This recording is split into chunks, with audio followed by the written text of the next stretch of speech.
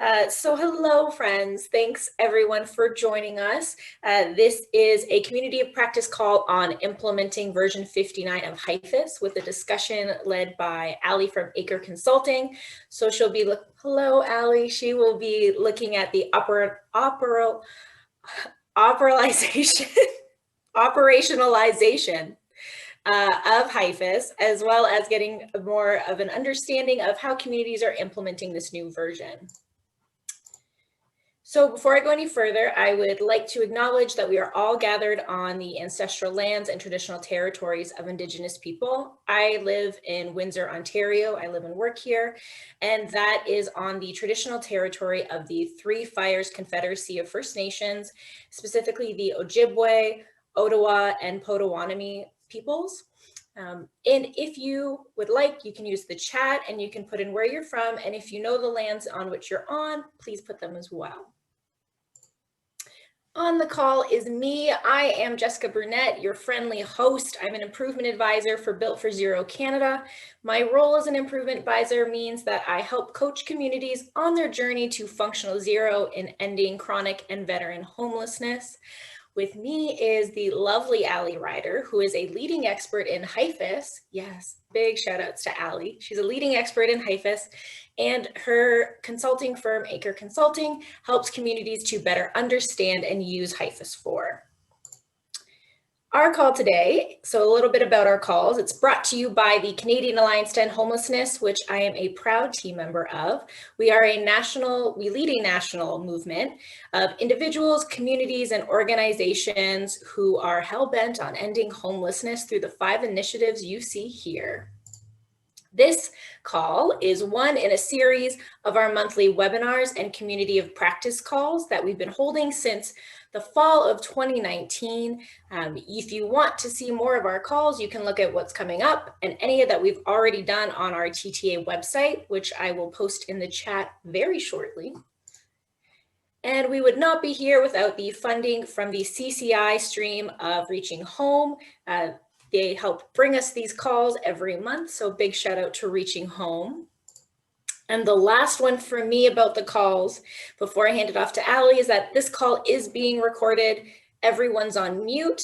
What we'll do is there's 4 sections in Ali's presentation. You can ask questions in the chat throughout. I'll keep track of them.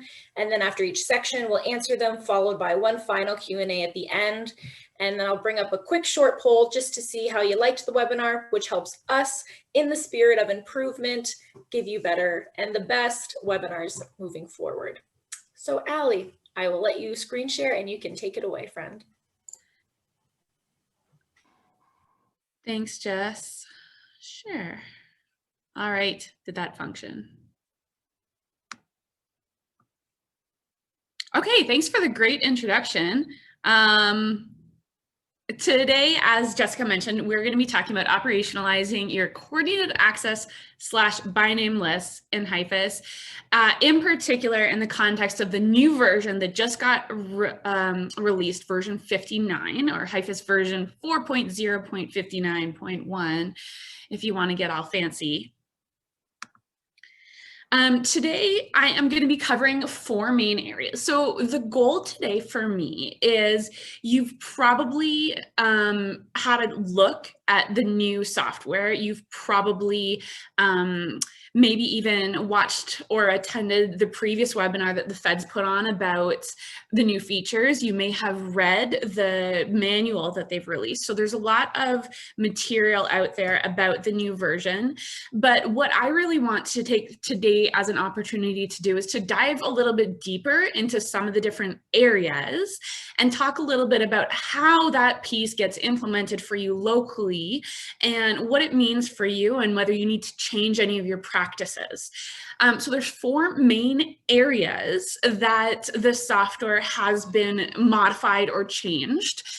So those are coordinated access consent, chronic homelessness, inactivity policies, and prioritization. We're going to go through those in that order. So as just mentioned, we have those 4 topics.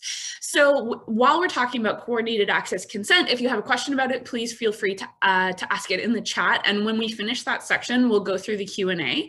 And then if you have a general question about by name lists or coordinated access or something that I didn't cover, we'll cover all the rest of the questions at the end. Okay, so, is this even working? Yes, it is.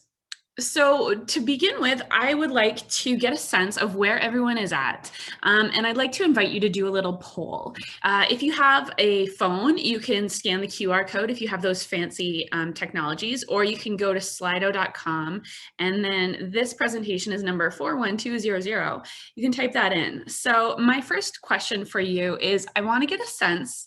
We have a bunch of people here that I'm not necessarily familiar with everyone. So I want to know where you're at with HIFIS and your by name list. So this is a multiple select. You can choose more than one if they apply to you. Perhaps you have already installed 59 and you're already using it. That would be great. Or, oh man, the options are rearranging themselves. Maybe you're on a previous version and already using that for your by name list, or maybe you're planning on updating to 59 and use it for your by name list. As you can see, there are a few options and they keep changing. So I'm just gonna wait a few minutes while you guys have a chance to put in your feedback. If you have any trouble accessing the Slido, then you can just type it in the chat and Jessica will manage that. Thank you.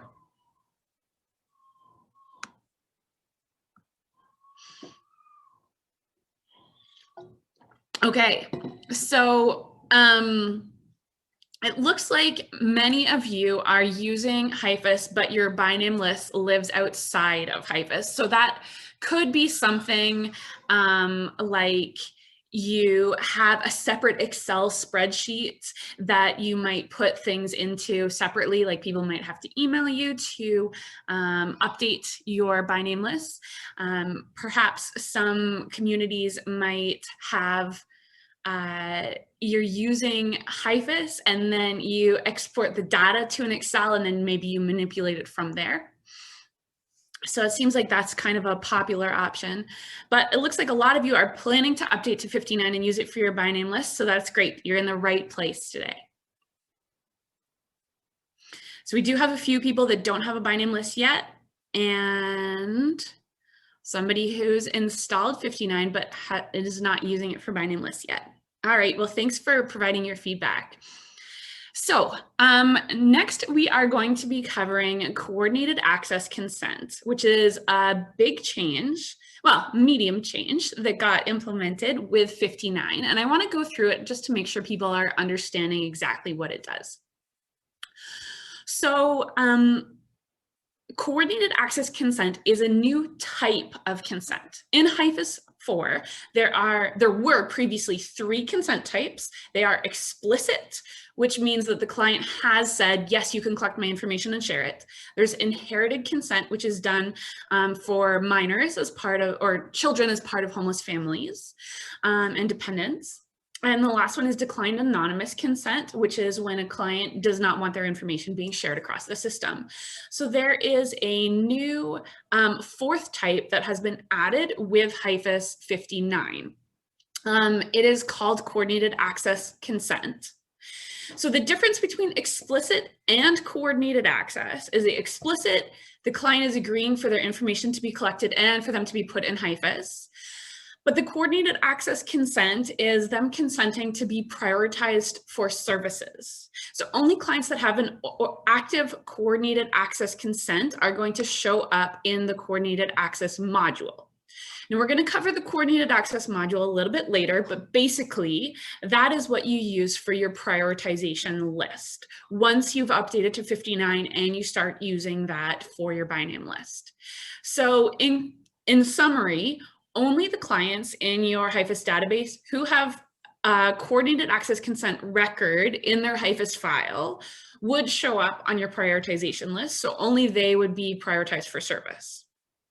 And on the subject of reports, it's a little bit hard to say because every report might get designed differently, but presumably at least some reports will also respect this consent type. So if you had a custom report for your prioritization, theoretically, your report might also only include people with coordinated access consent, but you may be able to design it in a different way.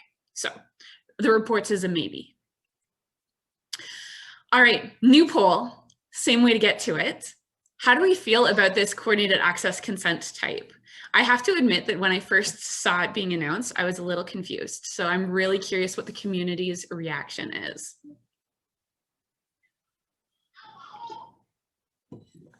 Also, I'm sorry if you can hear baby in the background. She's playing downstairs, but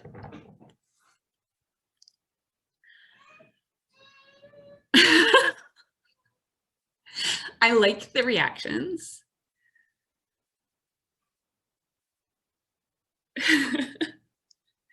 Okay, so I'm noticing that nobody here is selected. Finally, theoretically, so I've heard, some communities have asked for this feature, and that's why it got implemented. But apparently none of those communities are on the call today. So I totally understand your concerns. So we're going to go through those. So the first thing that this means for you is when you update. So that's like specifically when you run the install the update and run the script and have your IT department update your software. You can choose whether or not to automatically create coordinated access consent records for all your current clients that have explicit consent. So that would be if you have a client who say provided explicit consent on January 1st and it expires December 31st of this year, and you ran the update right now, it would kind of duplicate that record and create a copy that's a coordinated access consent. And so that would also start on January 1st and end on December 31st of this year. So that is something that you can do immediately when you update. Now I'm just going to flag this because this is something that kind of needs to be done a little bit in the background. When you get an update, then there's a script that your IT department needs to run. They put it into SQL Management Studio, and they have to execute this big, long series of code. So it's not something you yourselves, well, I'm assuming that most of you on this call are more managers of the program and less IT staff. So if you're a program manager or a HIFIS administrator, it's probably not something you yourself are going to do. It's going to be something that your IT support person is going to do. And it's possible that they may not realize that they can change that setting or that which direction you want it to go. So I wanted to really highlight that if you have not yet installed the software on your real live production site, then you may want to make sure that you communicate to your IT people whether you want this to happen or not. So, and then going forward, so after you have the software installed, if you have enforced consent enabled, whenever you're creating new clients, so you're on the add client screen and the first field is consent type, you can indicate whether the client is just providing explicit consent, or you can select explicit and coordinated access. So you can indicate that at the same time, the client is providing both. Now, also, if you didn't automatically create coordinated access consents for everyone with explicit, or later you have a client that only had explicit and then they change their mind and would like to provide this coordinated access consent, you can add coordinated access consent by going to the consent module and just clicking add consent, and then you select the type as coordinated access. So these two records, the explicit and the coordinated access consent, are kept separate. So you can end one and keep the other, sort of. The explicit consent is almost a prerequisite. So you have to have explicit consent to be able to provide that coordinated access consent. If the client withdraws their explicit consent, then the coordinated access consent automatically ends. So you can have a situation where the client has explicit consent, but not coordinated access. But you can't have a situation where the client has coordinated access consent, but not explicit. So you can think about the coordinated access as like explicit plus extra bonus things. I haven't looked at the chat. It's entirely possible there's been lots of questions about this, but so a question I imagine you might have is, do you need to start collecting consent differently? And the answer is no, not specifically. However, you can if you want, and if you haven't launched HIFIS at all yet, and you don't yet have your consent forms finalized, this is something you might want to consider before you finalize your consent forms. And if you're so inclined, you can change your consent forms. So in a lot of communities, a single consent form is used for the whole package. They sign one system consent and it says we're allowed to collect information about you and provide services. And so if that's the case for you, then really this shouldn't affect you that much. You will simply be instructing your staff to, instead of select explicit when they're adding consent for a client, they select coordinated access plus explicit. So you'll need to remind them that that's the case, but you don't really need to change your procedures.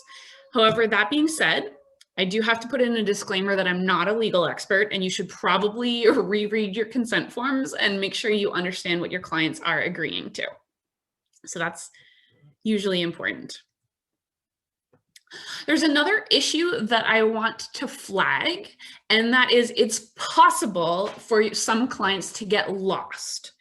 And so what I mean by this is sometimes you may have a client who has explicit consent. They're very active. They stay in shelters lots and lots. They've provided whatever consent in real life means that they end up being on your by name list, but a staff put them into HIFIS only showing that they have explicit and not coordinated access consent, because they are two separate records. So it's possible you have a staff that hasn't been well trained or just keeps doing things the old way. And so you may have some active clients who are chronically homeless who you really want to prioritize, but in HIFIS, it may indicate that they only have explicit consent.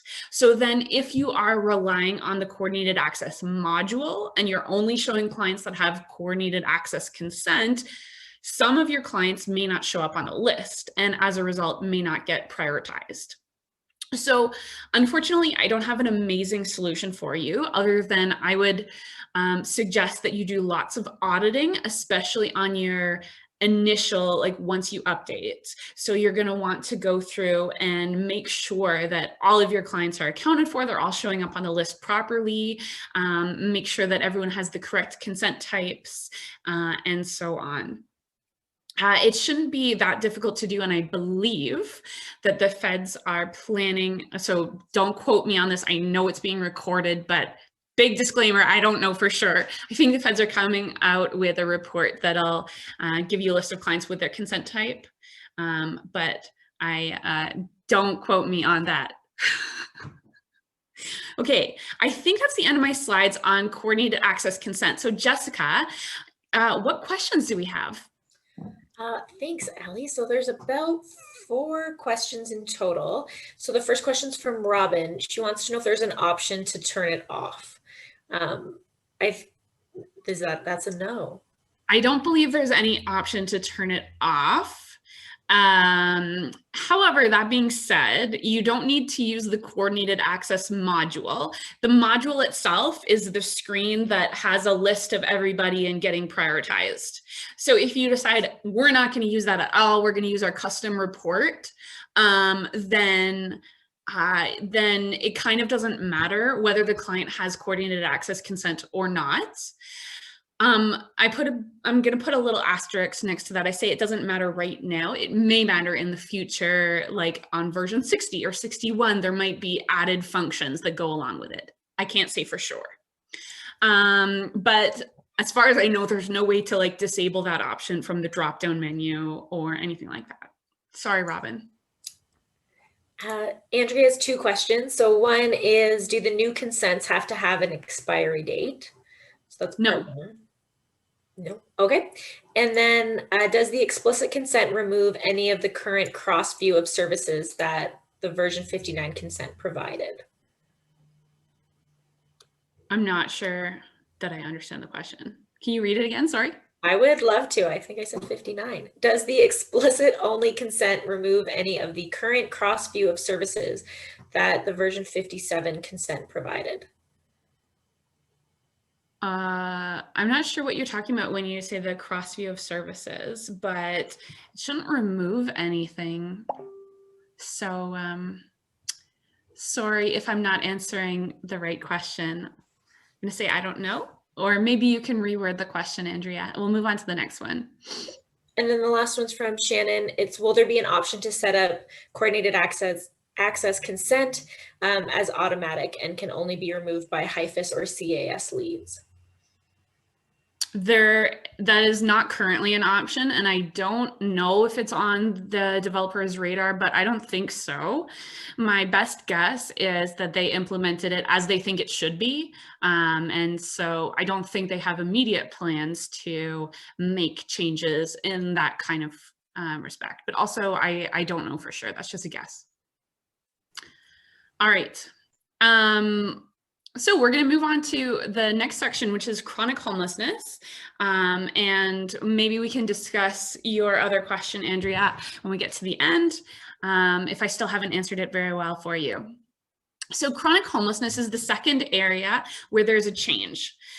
In the older versions of HIFIS had no idea whether a client was homeless or housed or chronically homeless or anything. And there would have been, you probably have some version of a report that indicates whether a client is chronically homeless or not, but that calculation would have been done at the report level. So now HIFIS is actually calculating it inside the software, which is great. And it also shows it on the client's client file. The chronic homelessness is calculated for each client using a combination of the housing history and admissions. And I just want to mention how that combination works. So first of all, let's say that the client stayed in shelter for the month of February and they were couch surfing in the month of January. You would add those together. That's a total of 60-ish days. And so the client would have had 60 days of homelessness in the past year. If there's an overlap though, if you have an overlap of two different types, like say the client indicated that they had a rental apartment in the month of January and they also stayed in a shelter in the month of January, because there's a conflict, it's defaulting to the shelter stay. So for the month of January, it would pick up the client as being homeless, even though they also have an active housing history record indicating that they were housed. Just mentioning that's how it works. If you have a sort of a double record, like a housing history record saying that the client was sleeping outside, camping, and also a record that they were in shelter, both for the month of January, then each of those days is going to get counted one time. So you're not double counting the days. Some versions of reports may have just added up all of the couch surfing days plus all of the shelter days, and then it would have ended up with a double count, 60 days of homelessness in the last 30 days. So I just wanted to highlight a few things about how that calculation is calculated. So another thing to note is the client is chronic or not chronic if they meet the federal definition. So that's specifically 180 days in the last year or 546 days in the last 3 years. So if your community for some reason is not using the federal definition, you may see some discrepancies in whether a client is indicated as being chronically homeless in your software versus your own internal definitions. And how you know which housing types count as homeless or count towards chronic homelessness and which don't, you'll see in your software a new housing continuum, and it's called Reaching Home, and you can't edit it. It'll define which housing types count as homeless, and those count towards chronic homelessness. So you can't modify those definitions. As I mentioned a little briefly, clients have an indicator under their profile picture indicating whether they are housed, homeless, chronically homeless, transitional, or unknown. So you'll see that fairly prominently on the client's file whenever you open up their client file. Also in the coordinated access module, so that's where the prioritization happens, you can choose to filter to only show chronically homeless clients. So you can use that in that way. Another thing that you should keep in mind is that you should make sure that any custom housing types roll up to something that makes sense. Now, if you're not familiar with what I'm talking about, anytime you add a custom value to a drop-down menu, you have to select something called the roll-up value. And so that's basically how should things treat this custom value as roughly equivalent to. So if you had a new custom value that said, you know what, my client is living couch surfing, because that didn't used to be there didn't used to be a specific option called couch surfing. Maybe you've added a custom value called couch surfing. You need to say that couch surfing is roughly equivalent to something else, and you'd indicate that in the roll-up value. So if you had it rolling up to staying with friends or family, which is roughly equivalent, then you'd be great. But if you had it rolling up to home ownership, then what HIFIS is going to do is assume that anytime you've selected couch surfing, it really means home ownership. So the client is actually housed. So that's one of the things that you'll need to do, is make sure any of your custom housing types roll up to something that is roughly equivalent or makes sense. Another thing that you're going to need to do is decide whether the transitional category counts as homeless or housed. So this is part of the reaching home housing continuum. There's this list that I have a screenshot of on the right, and this is a category that's just called transitional. And these are basically housing types that the feds didn't know how to categorize. They're not obviously housed and they're not obviously homeless. So as a community, you need to decide whether this entire category counts as homeless or counts as housed. It's all in one. So you can't say that you want, transitional housing to count as housed, but correctional facilities to count as homeless. You have to make a decision about the whole category. And so you choose whether they all count as housed or they all count as homeless. If they count as homeless, then they will add towards your chronic homelessness days. Yes, that's what I mean. So here's a potential issue. Something that you should be on the lookout for: unknown housing status. So if you have a client who has been in shelter for a long time, and then they leave shelter for a few days and there's no housing history record, their housing status becomes unknown. So the status itself is either homeless or chronically homeless or unknown. So if they were chronically homeless and then they leave shelter for a few days, then they now become unknown. In other words, we don't know if they're chronically homeless or not because they might be housed. That is how the software interprets it.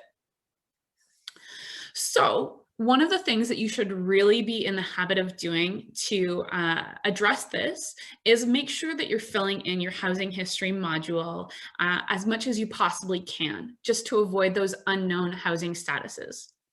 Another thing to note just on this front is only your known days count towards chronic homelessness. So if a client was in shelter for like a week and then they left for 2 days and then they came back for another week, that would be a total of 14 days instead of 16, because there were 2 missing days and it's not going to count the 2 missing days. I wanted to highlight that also because some communities currently use other rules. So for example, you might do a VI SPDAT and say, okay, the client has announced that they've been homeless for 3 months. So you have a date for your VI SPDAT, and then 3 months after that, then you will track that they have now become chronically homeless because they've had a total of 6 months, even though you're not counting individual days in shelter. Some communities also use a concept of grace periods, where maybe if someone misses shelter for like 2 days, then you count those days towards chronically homeless, even though they were technically unknown.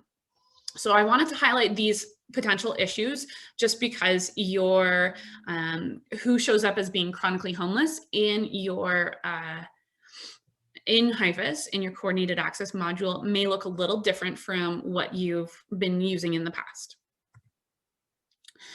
That being said, there's a couple things that help to make sure that this is less of an issue.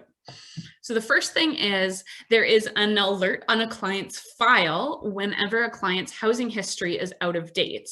Out of date means that there hasn't been a record or an edit to the housing history within a certain period of time. This is a setting. It is called the housing inactivity threshold. You can change it in your cluster settings, and the default value is 30 days. So basically, if nobody has updated the client's housing history in the last 30 days, then you'll see this alert on the client file. The housing history is out of date. Please update the client's housing history. And the housing history word there is a link that'll take you right to it. There's also a new feature that allows you to verify the housing history. So if the client is, say, living in an encampment and they're kind of there permanently, then every 30 days, you're going to get this alert that says, hey, it's out of date. But you can just click on a button that says verify, which indicates, yep, this is still accurate. And so that kind of resets that counter. It treats it as an edit to the housing history. And another new feature that has to do with the housing history and chronic homelessness is you can now see in the client's housing history, you can see shelter stays. Some communities I know are in the habit of manually entering their shelter stays in housing history. So they do an admission and then they also go to the housing history and add a record that says shelter. And there's some reasons for that. Maybe it was easier for reporting, or you like to see it all in one place. But I wanted to indicate that now users will be able to see all of the admissions and all of the housing history records in the client's housing history list. And so if you were in the habit of manually entering shelter stays just so that you can see them all in one place, you don't have to do that anymore, which is great. And as I mentioned before, don't worry if you did that in the past. The days don't get double counted towards chronic homelessness, but your housing history might look messy because it will have a lot more records. There's also a new setting in the cluster settings, which sets the default view of whether staff see shelter admissions in the housing history. And the default is off. I would personally suggest that you turn it on. So that just means by default, whenever staff opens the client's housing history, they'll also see their shelter stays. Individual staff can turn it on and off for a particular client, but this setting here is just setting the default. When a client loads that, or when a user loads the housing history, what do they see? Okay, that's the end of my chronic homelessness discussion. Jessica, what questions do I have to answer? Thanks, Allie. You might have just answered this one, but I want to be sure that it is answered. So Stephen asks for a clarification to make sure that chronic calculations in the system, they default to a homeless status if there are overlapping records. Yeah. Perfect.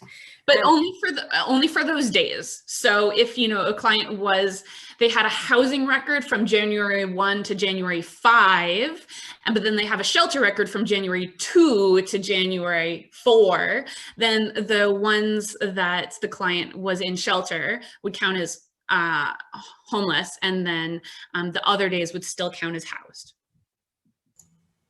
Got it. Is there an option to determine, so this is from Stephen again, is there an option to determine how unknown days are interpreted by the system and how they could be counted towards chronicity? Negative. There is not an option. And then the last one's from Robin. Is there a way to set up the system for that unknown housing status less than a certain amount of time to be automatically counted as homeless? Same answer, same question, more or less. I'm afraid the answer is no, but you can tell the feds about your opinions. Those are all the questions for the chronic homelessness section, Allie. Thanks, Jess. Okay, so we're now on to the inactivity policy, which is the third big change. So first of all, there is an internal list of things in HIFIS that count as activity. I'm not going to go through them all. There was a guide that got released with version 59. Go through that guide and it'll tell you. So they are things like booking a client into a shelter, adding a case note, doing a turn away, all the things. So each time one of those things happen, the client has a file has a date of most recent activity, and that date is updated.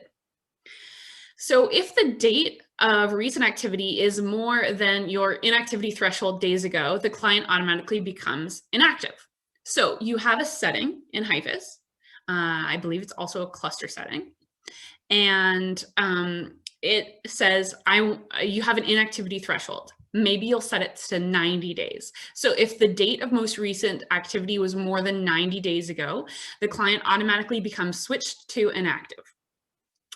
And there is a status change. This is logged. It'll indicate the client became inactive on, say, February 3rd. If the client has a new activity after that, they're automatically switched back to active. And I just wanted to highlight that this is separate from their consent status. So they could still have active consent and then not have received services in a while and the clients become inactive, but they can still have active consent. And then maybe they can come back and become reactive, and then maybe their consent expires and then they have to get a new consent. So the consent active inactive is completely different from the client consent inactive active. Clients who are inactive do not appear in the coordinated access module. And just a note, there are actually 4 different statuses. So we have the client status as active, inactive, deceased, and archived. So only actually the active clients will show up in the coordinated access module. I'm not really going to cover the other 2. So what this means for you, you will need to define your inactivity threshold. As I mentioned, it's in the cluster settings and the default is 90 days. So this should match your inactivity policy, which many of you should already have as part of your quality by name list. You may say that your inactivity policy is 90 days or 45 or 60 or 100, whatever the number would be, then you're going to want to make sure that HIFIS matches that. So it's easier to implement a policy on what staff should do when a client is returning from inactive. This is just sort of like a policy statement or just something you would do in terms of procedures. In the past, you may have told clients or told your staff, here's a bunch of things that you should do when a client is returning and you haven't seen them in a while. But sometimes it's kind of hard to tell. Maybe they saw someone else last week, so they're just new to you. But now in HIFIS, it'll specifically say the client is inactive, and then you book them in and they become active. So it becomes actually a lot easier for you to tell staff, here's what you should be doing when a client is returning from inactive. Maybe we need to update their housing history. Maybe we need to get a new assessment or whatever the case may be for your community. So that's not an in HIFIS thing. That's just your policies, things you might do. I think this is kind of annoying when you go to the client list. So front desk clients, the default view is still all. So it'll show you all of your active plus inactive plus deceased plus archive clients. You may want to start getting in the habit of just clicking the active button, and that'll just show your active clients. So that may be just a small thing that you might do. Here is a potential issue for you to keep an eye out. Clients aging into inactivity. At the current moment, there's nothing that really tells you, oh, this client is about to become inactive next week. Again, I think, don't quote me on this, that the feds are coming out with a report that'll indicate some clients that are about to age into inactivity or clients who have recently become inactive. But again, don't quote me on that. I think they're coming. So the question is, maybe your inactivity setting is 90 days and maybe you run your prioritization list and a client has like 89 days of inactivity and you're like, great, okay, we're probably going to prioritize this person. I'm just looking at the list for tomorrow's meeting. And then the next day you run the list and print it off. And then you may not notice, or you may wonder, oh, where did Bob Smith go? We were going to talk about him today, but he's not showing up on the list anymore. So the thing to be careful of is the client may be on the list one day and then just disappear without any warning from your coordinated access list the following day. So just a note that on the coordinated access list, you can export it to an Excel, and there is a column that says days since last activity. So you can do this yourself. You can export your list to Excel and then filter that column and maybe just highlight people who are approaching your inactivity. As I mentioned, you can also make a report to do those if you are good at making your own reports. So, but you don't specifically need a report for that. You can just export from the coordinated access list and then manipulate in Excel. Okay, questions about the inactivity policy. I didn't see as many binks happening. Sorry, anytime there's a chat message, I call it a bink because that's the sound it makes, bink. That's an accurate statement. There's only one question, and it's from Chris. He's just wondering if it's the same, if there's the same type of alert coming for aging into chronicity. No, it's kind of actually the opposite, sort of, because if a client ages into inactivity, then they're removed from the list. But if they age into chronic, then they're added to the list, right? But when you're exporting, so there's nothing that says this client is going to become chronic next week. But the same deal here, when you export to Excel, there's a column that indicates if they're newly chronic in the, I think. Yes, I believe there is a newly chronic column. Again, don't quote me on that. I'm just trying to remember. Oh, now there's some more questions. So Stephen has a follow-up question to your response to Chris, which is like, can there be? And if that's a question for the feds. Yeah, there can be, but I am not a software developer. So that should be a feature you could request. Yeah, we could send it to like the HIFIS help desk as a question, as a prompt, perhaps.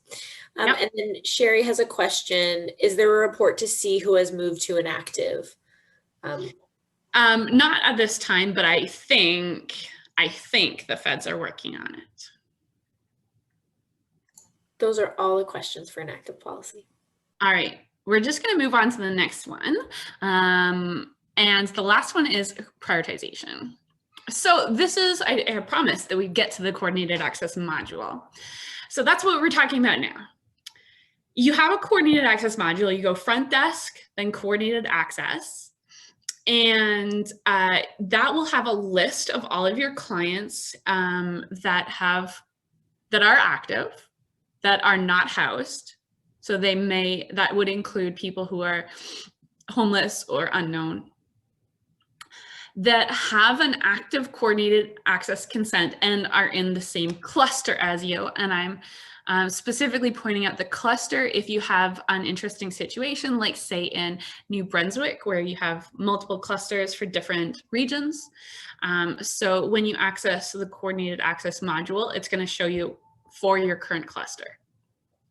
You can then use various filters to only show subgroups. Like, for example, I only want to see youth. I only want to see people who are chronically homeless. I want to see youth who are veterans and chronically homeless. And then this list can be exported to Excel for further manipulation.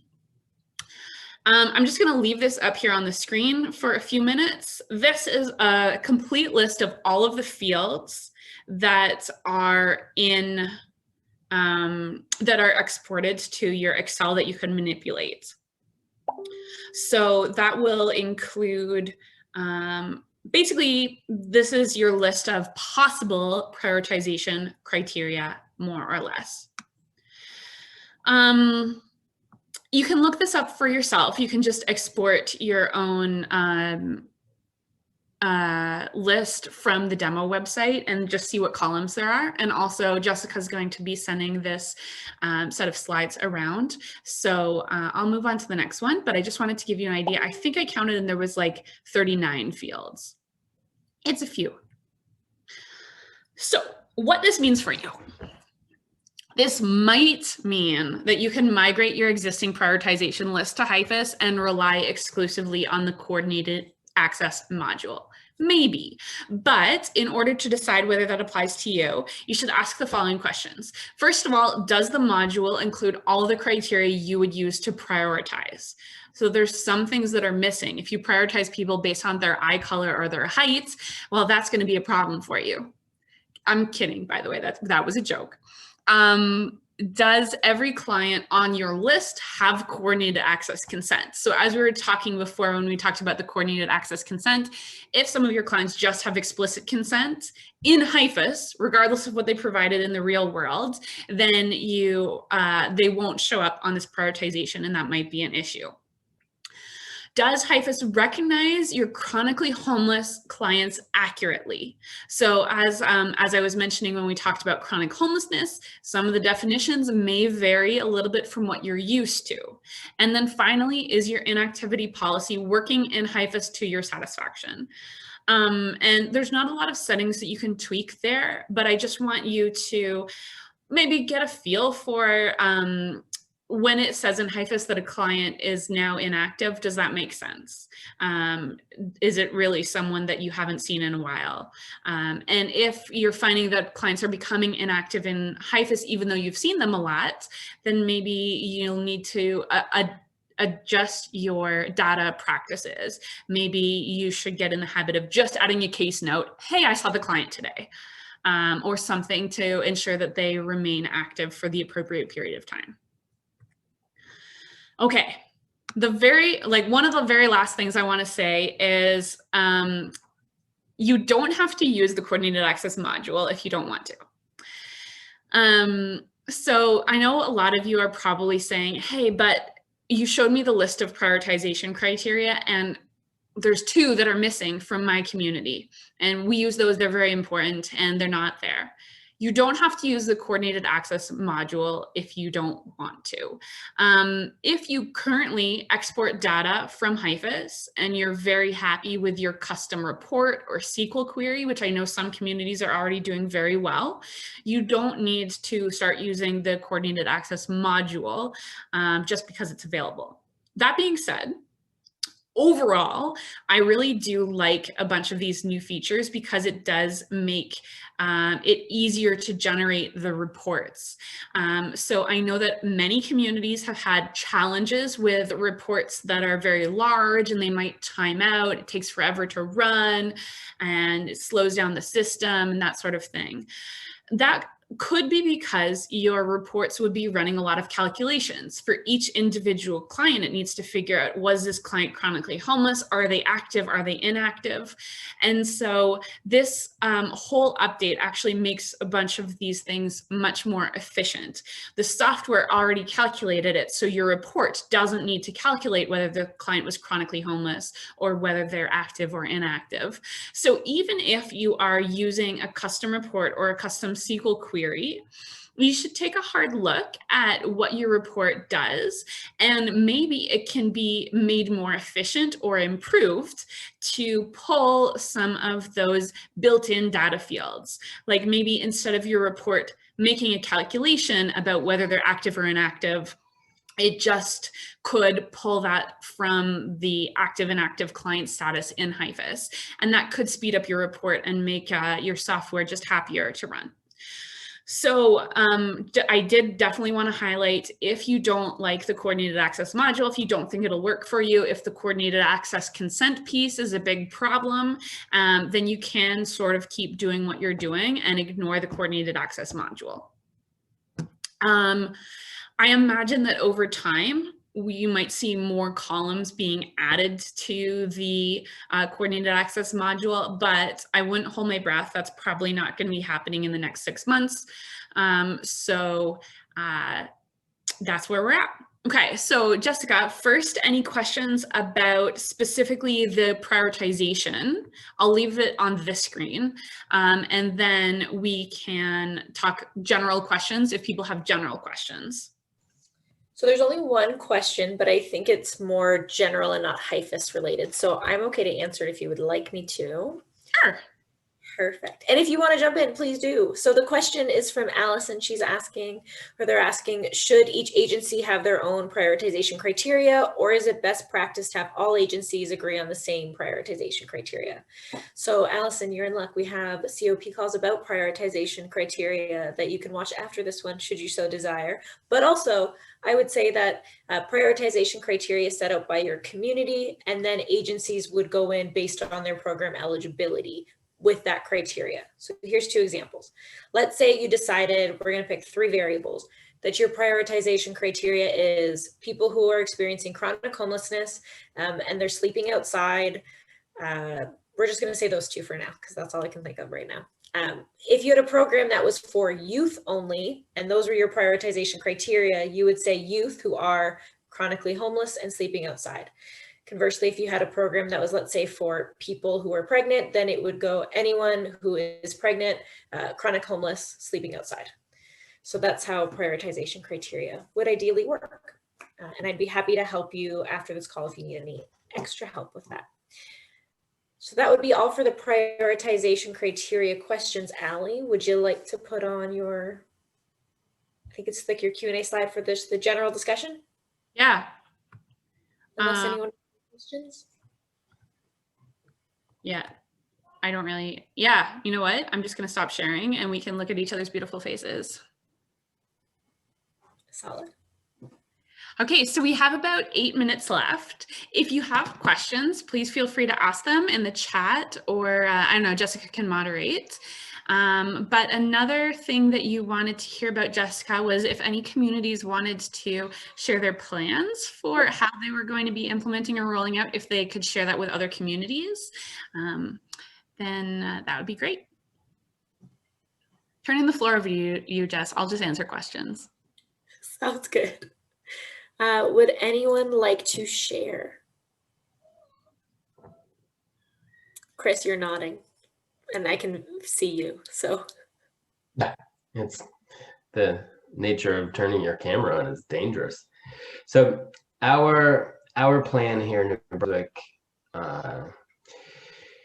is to install the newest update, but not to turn on coordinated access for a while. I actually really like the module.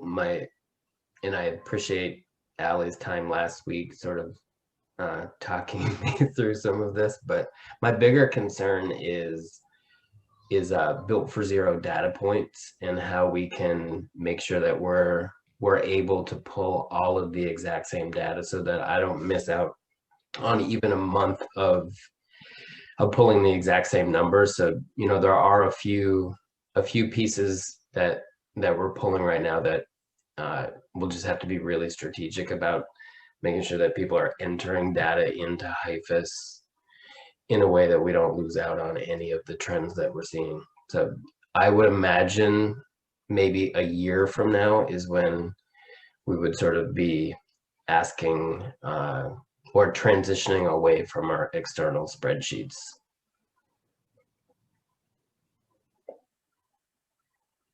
Maybe 2.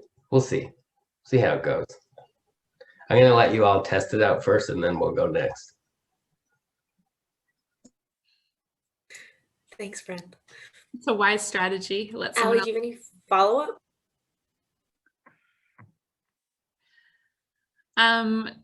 She's not on here, but I think Peterborough's planning on implementing like now, basically. And I think Thunder Bay is planning on implementing pretty much now-ish. So I'm afraid I don't think anyone from those communities are on here. But if you have their contact information, you could go bother them. Do you know, Allie, are you sort of creating custom reports for them to pull the Built for Zero data?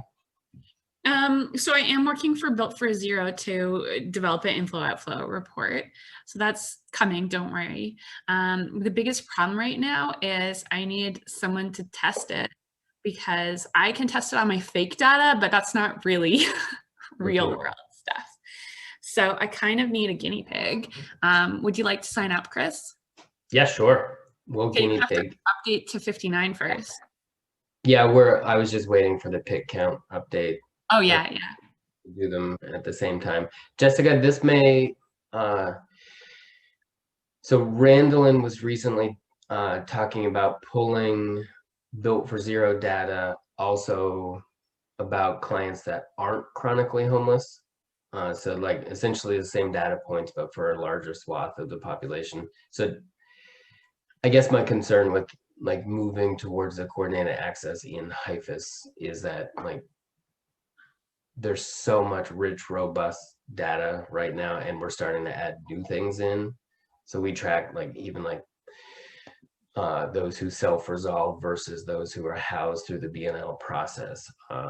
And we use the data really strategically now. So I just don't, I love the HIFIS module. I just am worried about missing data. I feel this. I wonder, Allie, if you would know like what may or may not be able to be added, or if this is just about customization of the report. Like I wonder if the skeleton of the report would be able to add in those factors or pull in anything like that. Yeah, so honestly, okay, so I always feel a little uncomfortable, but I am a consultant and I can be hired to write some reports for you, everybody. Hello.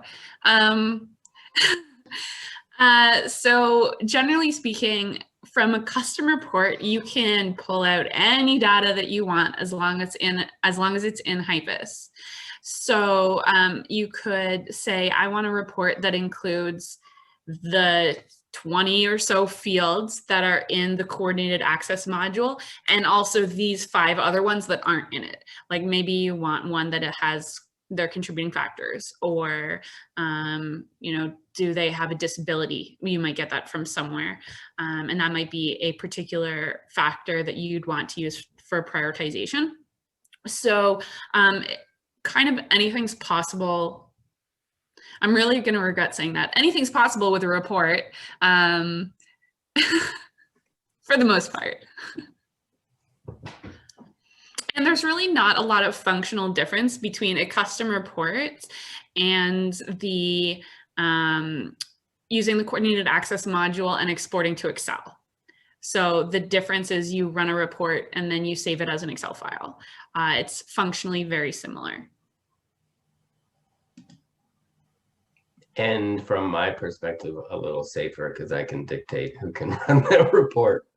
Mm-hmm. Just a note, with the coordinated access module, you define who has user rights to it. So okay.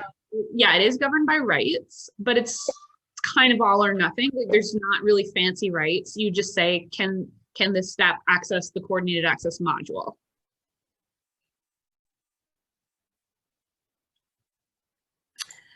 All right, it is approximately 2 o'clock, and I'm afraid I do sort of need to get going. So Jess, can you wrap us up?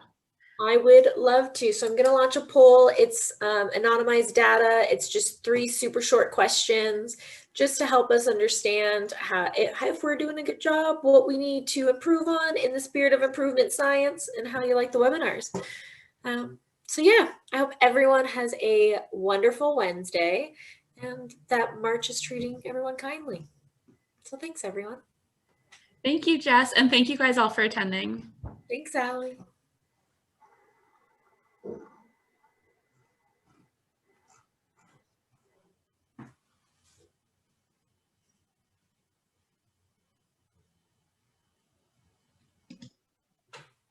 See you, dude.